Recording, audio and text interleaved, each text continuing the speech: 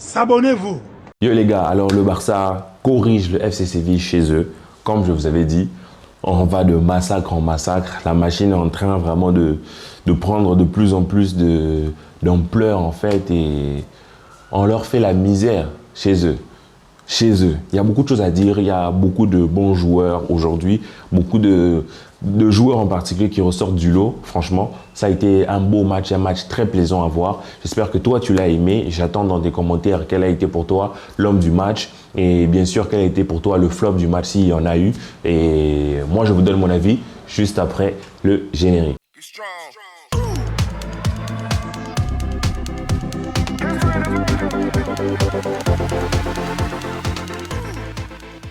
Alors les gars, 0-3 en massacre Séville. Mais reparlons tout d'abord de la composition. Qu'est-ce que l'on peut retenir de la composition? Moi, dès que j'ai vu la composition, j'y ai retenu quelque chose, certaines choses. La première des choses, c'est que Baldé est vraiment passé devant Alba. J'ai fait une vidéo juste avant pour parler de ça. C'est clair, Baldé est vraiment passé devant Alba. La deuxième des choses, c'est que Xavi compte vraiment beaucoup. Il compte vraiment beaucoup sur Gavi pour que Gavi passe devant Frenkie de Jong, passe devant Kessié, qui sont des joueurs confirmés, alors que Gavi était un joueur en évolution, on va dire ça comme ça, hein, si vous voulez en gros. Et ça veut dire que Xavi est vraiment en train d'installer peut-être ce qui sera le milieu type. Je ne sais pas s'il va y ajouter, lorsque Busquets ne sera pas là, s'il va y ajouter peut-être Frenkie en 6, je ne sais pas. Mais Gavi qui joue de plus en plus, c'est déjà un grand signe. Maintenant, à voir sur la suite. Mais pour moi, c'est un signe vraiment très important. Et ensuite, l'autre point, c'est que pour moi, Xavi est clairement en train de jouer là. Il a clairement joué sur un 4-3-3 mais modulable en 3-4 ans. Ça fait des jours, des mois que je vous saoule avec ça parce que je vois Baldé monter énormément, vraiment jouer très très haut et avec une sorte de défense à 3. Mais bien sûr, Jules Koundé a été extraordinaire. Déjà, l'homme du match pour moi, désolé, mais c'est Ter Stegen parce que ce match, dans les 15 premières minutes, peut-être dans les 20 premières minutes, on ne domine rien du tout. Nos milieux de terrain ont du mal à tenir le ballon, ont du mal à faire quelque chose avec le ballon. Et Séville a clairement le dessus. Sans Marc-André Ter Stegen, peut-être on va à la mi-temps, on est mené 2-0, voire 3-0. Tu vois, il fait des arrêts exceptionnels en fait. Ce n'est pas des simples arrêts en mode, il a crié un peu sur la défense, vas-y, il a récupéré le ballon. Non, des arrêts vraiment incroyables, des arrêts sur des réflexes incroyables. Et pour moi, ce match-ci, je mets Ter Stegen, homme du match. Franchement, je lui dois cette victoire, on lui doit cette victoire parce qu'il ne fait pas ces arrêts-là, c'est un tout autre match les gars, vous voyez. Mais parlons un peu de Jules Koundé, parlons un peu de Rafinha, parlons un peu de Lewandowski, parlons un peu de Dembélé, parlons un peu de... Enfin, il y a tellement à dire, tellement de belles choses, tu vois. C'est ça qui est beau avec ce Barça et je le répète encore, je vous le répète les gars, ce Barça est en train de ronronner. On n'est pas encore à 100% de notre potentiel. On va aller encore plus loin, on peut encore faire plus mal, on peut aller appuyer davantage. Mais quand tu vois déjà ça, Séville, on se disait, oui, comme je vous l'ai dit dans l'avant-match, ça fait 3 matchs qu'ils ne gagnaient pas et tout. Mais vous voyez comment ils nous ont mis la misère, en fait, dans les 20 premières minutes. Et Xavi était en pétard en première mi-temps. Il a crié. Parce que certes, des fois, on avait des moments de conservation. Des fois, on partait en contre-attaque. Mais tu vois, on avait vraiment du mal à faire quelque chose en fait avec le ballon, à le gérer et tout, et on laissait trop Isco libre, tu vois, il y avait toujours de l'espace de libre, et nos défenseurs jouaient super haut, c'était un jeu super dangereux, parce que Koundé montait beaucoup, nos défenseurs jouent super haut, et Araujo, bien qu'étant rapide dans la course, il n'est pas rapide dans le démarrage, vous voyez, et avec El Nessiri qui démarre comme ça, combien d'occasions, combien de hors-jeu en fait. C'est vraiment, ça s'est joué vraiment à ça. S'ils avaient mieux négocié ces actions-là, ils auraient peut-être mis ces buts. Vous voyez? Donc ça, c'était des choses, je ne sais pas pourquoi il y avait ça. Et puis à un moment donné, on a repris le dessus, on s'est calmé. Et puis les choses se sont passées comme elles se sont passées. Quand tu regardes le premier but, franchement, coup de chapeau à Gavi. Parce que moi, je pense que Gavi, ce n'est pas un titulaire indiscutable, mais on ne peut pas lui enlever sa hargne, on ne peut pas lui enlever ses courses, on ne peut pas lui enlever son énergie, on ne peut pas lui enlever tous les efforts qu'il fait parce que c'est lui qui récupère le ballon, il se précipite, il est toujours là. Il est dur sur l'homme, toujours à faire l'effort, tu vois. Il récupère le ballon, super passe de Busquets, contre-attaque menée par Dembélé, passe sur Lewandowski qui nous fait une sorte de caresse, tu vois. Il nous fait une sorte de caresse là. Et heureusement, Rafinha poursuit l'action, qui met son premier but en Liga. On est content, on est super joyeux. Et après, Rafinha, qu'est-ce qu'il nous fait? Il nous sort... Je ne sais pas, il nous sort une passe à la Lionel Messi, tu vois, il caresse le ballon, il transporte les ballons sur des ailes et tout, tel un ange qui se lève dans le ciel, le dépose à Robert Lewandowski qui fait quoi? Qui marque. C'est une machine. c'est une machine. Et au-delà même du but de Lewandowski, notez son jeu sans ballon et son jeu avec le ballon. Notez sa distribution. Il a beaucoup reculé. Il a été très fort dos au but. Il a été très fort lorsqu'il a reculé, lorsqu'il a distribué techniquement. Balle au pied, ce mec, il est fort. Il est très fort. Pour moi, franchement, c'est le meilleur neuf au monde. Et on voit déjà, j'ai vu une stat, il a battu un record de CR7. Et quand tu vois qu'il arrive à claquer autant, tu te dis que franchement, c'était pas la Bundesliga qui était nulle. C'était juste le mec qui est trop fort. Il sait se placer. C'est ça qui est fort avec le mec.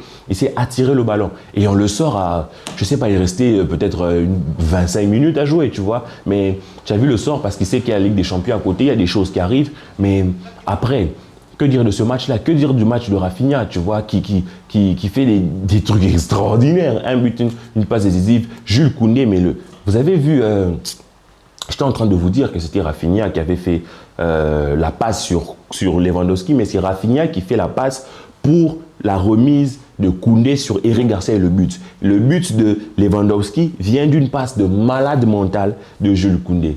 Une passe de malade. Vous voyez à partir d'où il fait la passe. Non, franchement, il est fort. Quelle passe Lewandowski, quel timing et tout, le contrôle. Ouf, incroyable. Ce match, moi j'ai vraiment pris plaisir, tu vois. Comme je vous ai dit, je ne voulais pas d'une équipe que l'on massacre tout simplement. Je voudrais d'une équipe qui nous propose quelque chose. Et dans les premières minutes, dans les 10 premières, 20 premières minutes, notre défense a vraiment été testée, vraiment, je peux dire, face aux flammes, face à la glace, face à toutes les situations assez compliquées. D'ailleurs, moi je trouve qu'on ne s'est pas si bien débrouillé que ça. C'est à noter parce que franchement, je vous ai dit, ça se joue à ça. S'il n'y avait pas ce positionnement de hors-jeu là, ce match, franchement, je vous l'ai dit, on l'aurait perdu. S'il n'y avait pas un grand Ter Stegen de grand soir, on aurait probablement perdu ce match-là. Maintenant, nous sommes le grand Barça et nous sommes très très réalistes. Nous sommes un Barça très réaliste et franchement, super. Super, que dire de plus, tu vois, et quand tu vois comment on a joué, et tu vois toute l'énergie que l'on a pu mettre, c'est juste incroyable, et sachant que, je répète encore que on n'a pas vraiment joué avec Baldé, n'a pas vraiment dédoublé particulièrement avec Dembélé, tu vois. Et Jules Koundé a proposé des solutions à Rafinha, pardon, mais ce n'était pas non plus